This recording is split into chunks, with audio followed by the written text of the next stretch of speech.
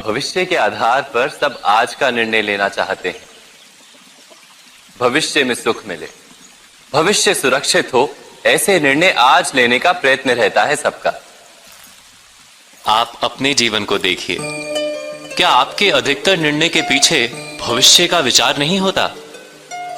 और हो भी क्यों ना, अपने जीवन को सरल और सुखमय बनाने का प्रयत्न करने का अधिकार सबका है।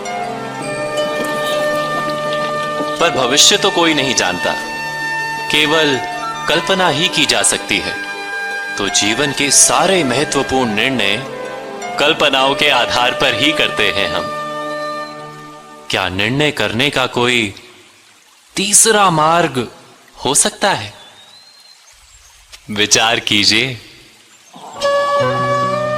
सारे सुखों का आधार धर्म है, और वो धर्म मनुष्य के हृदय में बसता है।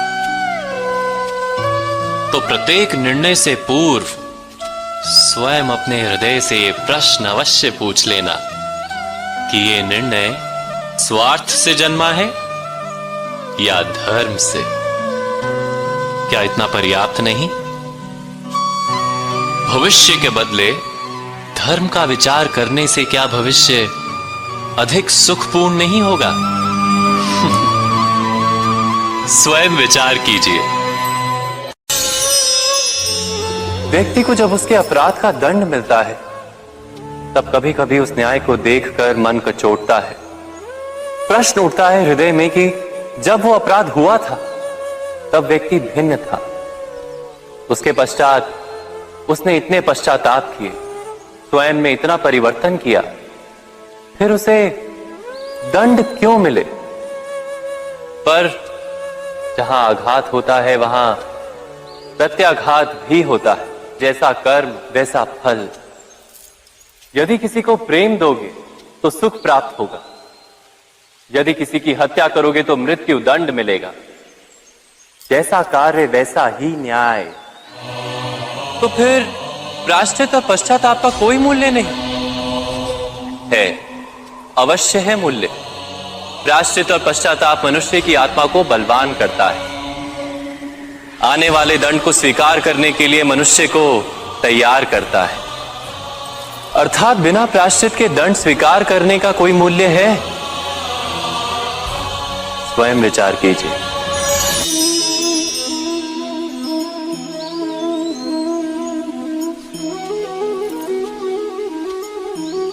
जब अपने किसी अच्छे कार्य के उत्तर में दुख प्राप्त होता है अथवा किसी को उसके दुष्ट कार्य में सुख मिलता है, तो मन अवश्य ये विचार करता है कि अच्छा कार्य करने का, धर्म के मार्ग पर चलने का तात्पर्य क्या है।